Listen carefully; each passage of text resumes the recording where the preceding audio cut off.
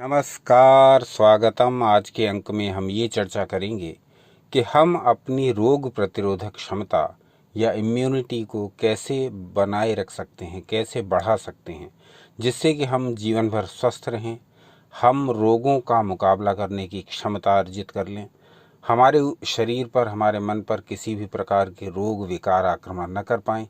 यदि करें तो हमारे शरीर की रोग प्रतिरोधक क्षमता उन्हें नष्ट कर दे।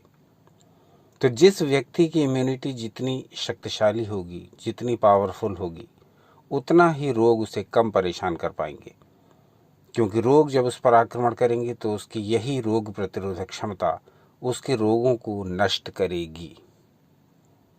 इस रोग प्रतिरोधक क्षमता के बारे में हम जानते भी हैं, सुनते भी हैं, पढ़ते भी हैं, परंतु क्या कभी हमने ये विचार किया कि जिस बात को हम आधुनिक विज्ञान की देन समझते हैं, उस रोग प्रतिरोधक क्षमता पर हमारे ऋषि मुनियों ने तो बहुत पहले ही खोज कर ली थी। हमारे ऋषि मुनियों ने बहुत रिसर्च करके ये पता लगा लिया था कि रोग प्रतिरोधक क्षमता का विज्ञान है क्या, ये इम्यूनिटी काम कैसे करती है, हम क्या वो करें जिससे कि हमारी ये रोग प्रतिरोधक क्षमता, हमारी इम्यूनिटी बढ़ती रहे, ये इतनी शक्तिशाली हो जाए कि हमारे शरीर पर जो भी रोगों का आक्रमण हो वो उसको निष्फल कर दे।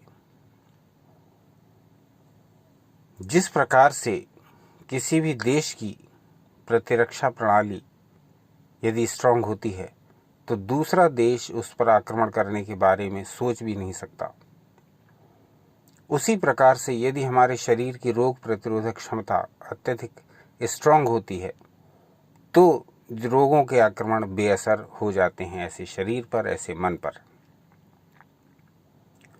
तो पूरा विज्ञान है इम्यूनिटी का। आप कहेंगे तो इस विषय में बड़े विस्तृत वीडियोस बनाएंगे, जिसमें अनेक विधियों की चर्चा करते हुए, अनेक खाद्य पदार्थों की चर्चा करते हुए आपके सामने रोग प्रतिरोधक क्षमता को पूर्णतः स्पष्ट करने का प्रयास करेंगे। आज के अंक में हम इम्यूनिटी का आपको परिचय देंगे और कुछ उन उपायों को समझने की चेष्टा करेंगे जिनको अपना करके हम अपनी रोग प्रतिरोधक क्षमता को दिनों दिन बढ़ा सकते हैं। तो आइए जानते हैं, विस्तार से समझते हैं इम्यूनिटी है क्या। दूसरी बात, जो लोग भी इस वीडियो में रोचकता या एंगेजमेंट या कुछ चमत्कार की तलाश में हैं, वो कृपया प्रस्थान करें, क्योंकि हम यहाँ अपने तरीके से बातों को समझाएंगे, बातों को क्रिस्प नहीं कर पाएंगे, बातों को संक्षिप्त नहीं कर पाएंगे। तो जैसा हमने पढ़ा, जैसा सोचा, जैसा व्यवहार में लाए, वो सारी बातें आपके सामने ज्यों का त्यों रखेंगे। तो वीडियो का विस्तार होने पर आप शिकायत ना करें। तो जब हम शास्त्रों को पलटते हैं तब हम बहुत सारे श्लोक देखते हैं जिसमें इम्यूनिटी के बारे में वर्णन किया गया है। तो इम्यूनिटी किसको कहा गया, रोग प्रतिरोधक क्षमता किसको कहा गया? तो कहते हैं कि शरीर की उस विशिष्ट शक्ति को व्याधि प्रत्यनीकता कहते हैं। अब देखिए, ये जो व्याधि प्रत्यनीकता नाम है, ये इम्यूनिटी का संस्कृत नाम है। कहा गया है कि जो व्याधि के बल को घटाती है और व्याधि की उत्पत्ति को रोकती है। व्याधि कहते हैं रोग को। तो कहा गया कि जो रोग के बल को घटाती है और व्याधि की यानी रोग की उत्पत्ति को, यानी रोग के उत्पन्न होने को रोकती है, उसे शरीर की रोगोत्पत्ति की प्रतिबंधक शक्ति व्याधि क्षमता कहते हैं, या व्याधि प्रत्यनीकता कहते हैं, या रोग प्रतिरोधक क्षमता कहते हैं, जिसको चिकित्सा विज्ञान इम्यूनिटी कहता है, उसी को आयुर्वेद व्याधि क्षमित्व कहता है। अब महर्षि चरक ने इस विषय पर बहुत काम किया और महर्षि सुश्रुत ने और अन्य महर्षियों ने भी इस विषय पर बहुत काम किया। आप कहेंगे तो धीरे धीरे हम सारे प्रयोगों का आपके समक्ष रखेंगे। उन्होंने क्या क्या लिखा, कैसे बताया, ये इम्यूनिटी है क्या, ये सारी बातें आप कहेंगे तो हम बड़ी डिटेल में आपको रखेंगे। आज भी चूंकि विषय व्याधि क्षमता को बढ़ाने का है, यानी व्याधि प्रतिबंधक क्षमता को बढ़ाने का है, यानी अपनी रोग प्रतिरोधक क्षमता को बढ़ाने का है, तो इसी विषय में हम महर्षि चरक द्वारा कहे गए वाक्यों को आपके समक्ष रखेंगे और देखेंगे कि महर्षि चरक इस विषय में क्या कहते हैं। तो आपकी स्क्रीन पर जो एक श्लोक प्रदर्शित हो रहा है उसको ध्यान से देखिए और नमस्कार करिए महर्षि चरक को कि आज से हजारों लाखों वर्ष पूर्व ही हमारे ऋषि मुनि यह सब खोजें कर चुके थे, जिसको आज का आधुनिक विज्ञान इम्यूनिटी बोलता है। तो चरक संहिता के सूत्र स्थान से ये श्लोक हमने लिया है जो आपकी स्क्रीन पर प्रदर्शित हो रहा है। इसमें कहा गया, व्याधि क्षमित्वम व्याधि बल विरोधित्वम व्याध्युत्पाद प्रतिबंधकश्चमिति यावत, यानी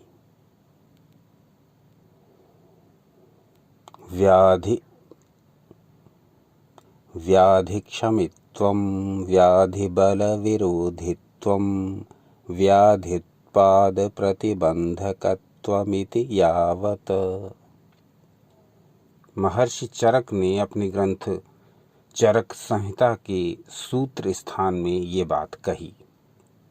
अब ये जो बात कही इन्होंने देववाणी संस्कृत में कही है, इसका जो हिंदी भावार्थ बनेगा वो क्या बनेगा, इसको देखिए। किसको कहते हैं इम्यूनिटी? इसके विषय में महर्षि चरक कहते हैं, शरीर की रोग उत्पत्ति की प्रतिबंधक शक्ति को व्याधि क्षमता कहते हैं और शरीर के बल को घटाने वाली व्याधि की उत्पत्ति को रोकने वाली शक्ति को व्याधि क्षमता, व्याधि क्षमित्व या इम्यूनिटी कहते हैं। व्याधि क्षमित्वम व्याधि बल विरोधित्वम, वो क्षमता जो रोग के बल का विरोध करे, यानी रोग को बढ़ने से रोके। रोग जब बलशाली हो जाता है तो वो आपके पूरे शरीर में फैल करके व्याप्त हो जाता है। तो रोग के बल को रोके ऐसी क्षमता कहलाती है रोग प्रतिरोधक क्षमता। व्याध्युत्पाद प्रतिबंधकत्वमिति यावत, व्याधि उत्पाद प्रतिबंध, व्याधि के उत्पन्न होने पर ही प्रतिबंध लगा दे, रोग को बैन कर दे कि तुम यहाँ उत्पन्न नहीं होगी, तुम इस शरीर में काम नहीं कर सकते, भागिए आप यहाँ से, किसी दूसरे दुर्बल शरीर को खोजिए जहाँ आप पनप पाएं। तो जिस व्यक्ति की इम्यूनिटी स्ट्रांग होती है उसके शरीर में रोग यदि उत्पन्न हो गया है तो उसका बल नहीं बढ़ पाता और प्रायः रोग उत्पन्न ही नहीं हो पाता, क्योंकि रोग के बल को भी नष्ट करती है हमारी इम्यूनिटी और रोग की उत्पत्ति को भी नष्ट करती है। महर्षि चरक ने ये बात स्पष्ट रूप से इस श्लोक में कही जो हमने लिया है चरक संहिता से। तो व्याधि हमें अनेक कारणों से होती है। अब ये एक अलग चर्चा का विषय रहेगा जिसकी विस्तृत चर्चा हम किसी अन्य वीडियो में करेंगे। तो हमारे ऋषियों ने हमारे शास्त्रों में हमें सारी बातें समझा दी। अब ये हमारे ऊपर है कि हम उनको पढ़ें ना पढ़ें, ठीक है, वो तो समझा चुके हैं। अब हम उसको समझते हैं या नहीं समझते हैं, पढ़ते हैं नहीं पढ़ते हैं, व्यवहार में लाते हैं या नहीं लाते हैं, ये सब हमारे ऊपर है। इस चैनल का उद्देश्य यही है कि आपको संपूर्ण सनातन जानकारी मिले, यानी कि सनातन शास्त्रों में जो कुछ भी आपके लिए उपयोगी है वो सब आपको जानने को मिले। आगे आपका विवेक है, आप उन्हें प्रयोग करें अथवा न करें। इसी चर्चा को आगे बढ़ाते हुए अब हम महर्षि चरक द्वारा कहे गए एक और वाक्य पर आते हैं वहाँ हम देखेंगे कि किस व्यक्ति की इम्यूनिटी स्ट्रांग बताई गई है। ऐसे कौन व्यक्ति हैं जिन पर रोग आसानी से आक्रमण नहीं कर पाता, या जहां उनके शरीर में और मन में रोग उत्पन्न नहीं हो पाता। किसकी प्रशंसा की गई है आयुर्वेद में? जो रोग प्रतिरोधक क्षमता जिसकी अच्छी बताई गई है, जिसकी इम्यूनिटी पावर स्ट्रांग बताई गई है। कौन है वो लोग? यहां हम शास्त्र वाक्य से समझेंगे। तो चरक संहिता के सूत्र स्थान से ही एक दूसरा श्लोक आपकी स्क्रीन पर प्रदर्शित हो रहा है, इसको जरा ध्यान से देखें। यहां कहते हैं महर्षि चरक, सम मांस प्रमाणस्तु सम संघः नो नरः दृढ़ेन्द्रियो विकाराणां न बलेनाभिभूयते क्षुत्पिपासा तपसः शीतव्यायाम संसः समपक्ता समजरः सममास चयोमतः। अब महर्षि चरक द्वारा कहे गए इन वाक्यों के हिंदी अर्थ को भी जान लेते हैं। यहाँ क्या कहा जा रहा है महर्षि चरक द्वारा, इसको समझिए। तो महर्षि चरक यहाँ ये बताते हैं कि कैसे व्यक्तियों पर रोग आक्रमण अधिक शीघ्रता से नहीं कर पाते, या उनके शरीर में रोग उत्पन्न हो ही नहीं पाते। कैसे व्यक्ति होते हैं ये, यहाँ महर्षि चरक ने विस्तार से बताया है। तो वो कहते हैं,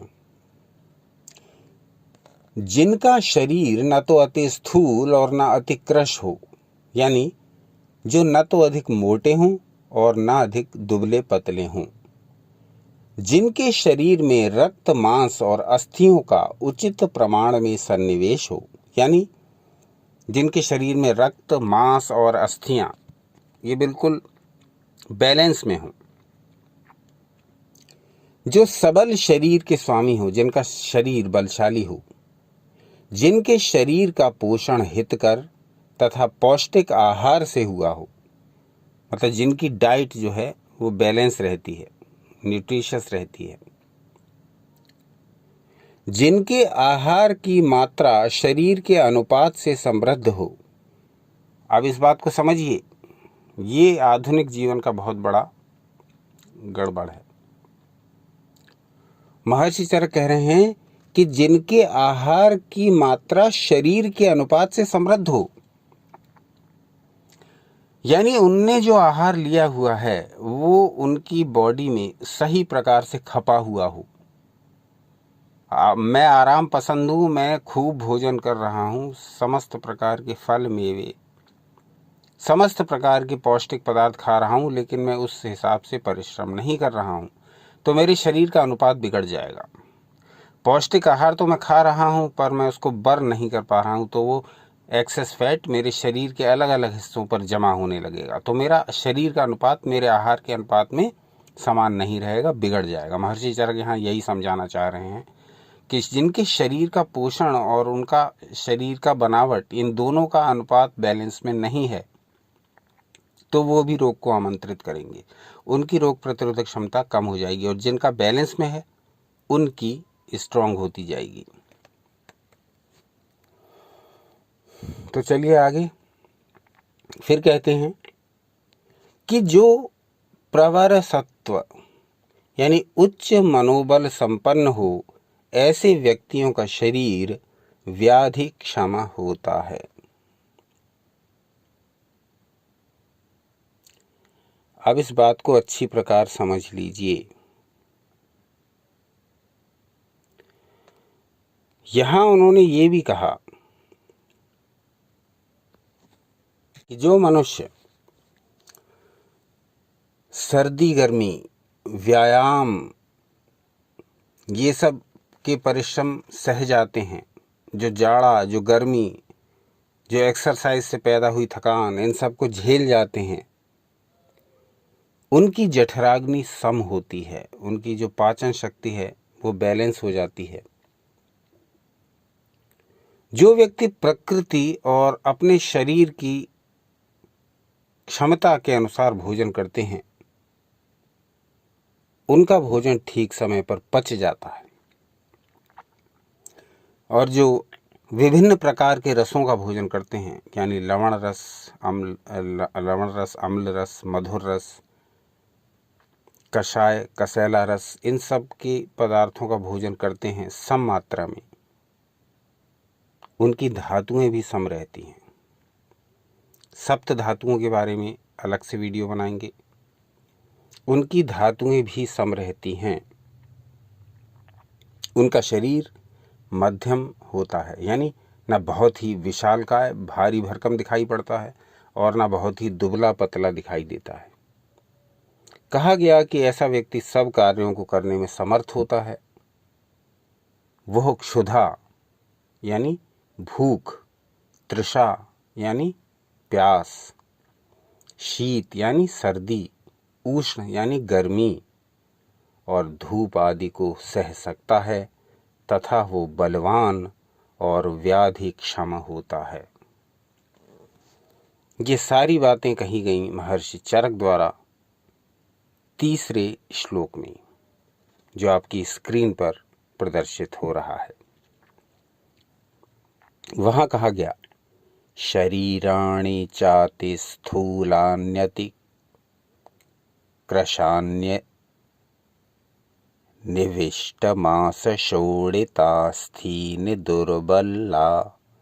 दुर्बलान्यसात्म्याहारोपचितान्यल्पाहारान्यल्पसत्त्वानि च भवन्त्यव्याधि सहानि विपरीतानि पुनर्व्याधि सहानि। ऐसे व्यक्ति का शरीर चाति स्थूलान्यतिकृशान्य, न तो मोटा होता है न पतला होता है, न दुर्बल यानी सातने वाला होता है। सातने की स्थिति बैलेंस वाली स्थिति होती है।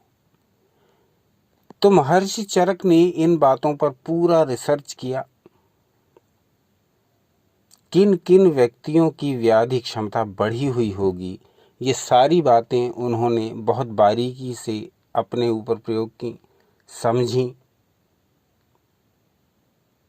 किस किस व्यक्ति की रोग प्रतिरोधक क्षमता स्ट्रांग होगी और किस किस की कमजोर होगी, इसके बारे में हमारे शास्त्रों में पूरे विवरण लिखे हुए हैं। धीरे धीरे करके सारे विवरण आपके समक्ष प्रस्तुत करेंगे। तो आज के अंक में हमने ये समझने का प्रयास किया कि रोग प्रतिरोधक क्षमता है क्या, कि इम्यूनिटी पावर है क्या, और किन व्यक्तियों की इम्यूनिटी स्ट्रांग होती है, और जो लक्षण बताए गए हैं इससे विपरीत यदि लक्षण हैं तो उन व्यक्तियों की इम्यूनिटी कमजोर होती है, वीक होती है। तो स्ट्रांग इम्यूनिटी वाले जो लक्षण बताए गए, उन लक्षणों को आप ध्यान से देख लीजिए। यदि उसके विपरीत लक्षण हैं तो इसका अर्थ यह है कि ऐसे व्यक्ति की रोग प्रतिरोधक क्षमता कम है, वीक है, दुर्बल है, नगण्य है, न्यून है। ऐसे व्यक्ति पर सभी प्रकार के रोग कभी न कभी आक्रमण कर सकते हैं। रोग उसके भीतर उत्पन्न भी हो सकते हैं और वो अपना बल बढ़ा करके उसके शरीर पर प्रभाव भी जमा सकते हैं, वहाँ लंबे समय तक टिके रह सकते हैं और उस व्यक्ति के शरीर और मन को प्रभावित करते रह सकते हैं। तो हमें चाहिए कि हम ऋषियों द्वारा प्रदत्त इस विज्ञान को समझें, इस ज्ञान को अपने जीवन में अपनाएं और ये देखें कि हम क्या क्या ऐसी गलतियां करते हैं जिससे हमारे इम्यूनिटी पावर वीक हो रही है। हम कैसा आहार ले रहे हैं। हम अधिक आराम तलब, आराम पसंद, कंफर्ट जोन में रहने वाले तो नहीं होते जा रहे हैं। थोड़ी सी भी सर्दी, गर्मी, भूख, प्यास के अधिक परिश्रम कर लेने से क्या हमारे शरीर में उसको झेलने की क्षमता है या नहीं है। क्या हम ऋतु अनुसार आहार विहार कर पा रहे हैं या नहीं। क्या हम अधिक प्राकृतिक भोजन कर पाते हैं या केवल बाजारू खाना खा करके अपने शरीर का सत्यानाश कर रहे हैं? तो ऐसी बहुत सारी बातें हैं जो हमारी इम्यूनिटी पावर को प्रभावित करती हैं, हमारी रोग प्रतिरोधक क्षमता को वीक करती हैं। अभी ये बात ध्यान देने की है कि जितनी वीक जिसकी रोग प्रतिरोधक क्षमता रहेगी, वो व्यक्ति संसार में उतना ही परेशान रहेगा, क्योंकि समय समय पर रोग उसे छेड़ते रहेंगे, रोग उस पर आक्रमण करते रहेंगे, रोग उसके अंदर घर बनाते रहेंगे। और यदि उसकी रोग प्रतिरोधक क्षमता स्ट्रांग होगी तो वो आसानी से अपने कार्यों को कर सकेगा, क्योंकि शरीरम खलु धर्म साधनम, ये शरीर ही सारे धर्मों का साधन है। जब तक ये चल रहा है तब तक आपके सारे काम कर्तव्य हो रहे हैं आपसे या हमसे। जब ये चलना बंद कर देता है तो हमारे सारे काम ठप्प पड़ जाते हैं। इन सब बातों को अच्छी प्रकार से समझिए और अपने जीवन को एक नई दिशा दीजिए। यदि हम अपनी रोग प्रतिरोधक क्षमता के बारे में अवेयर नहीं हैं तो अवेयर होइए। इस विषय में आपका क्या कहना है, आपकी क्या जिज्ञासाएं हैं, आपके क्या प्रश्न हैं, वो सारे कमेंट बॉक्स में लिखिए, क्योंकि जब हम इस विषय पर अगला अंक बनाएं तो उन सारे प्रश्नों को भी ध्यान में रखते हुए ही बनाएं।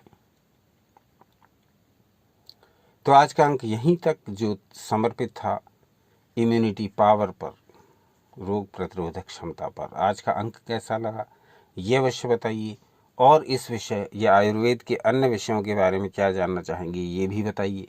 अपना अमूल्य समय हमें देने के लिए हार्दिक धन्यवाद।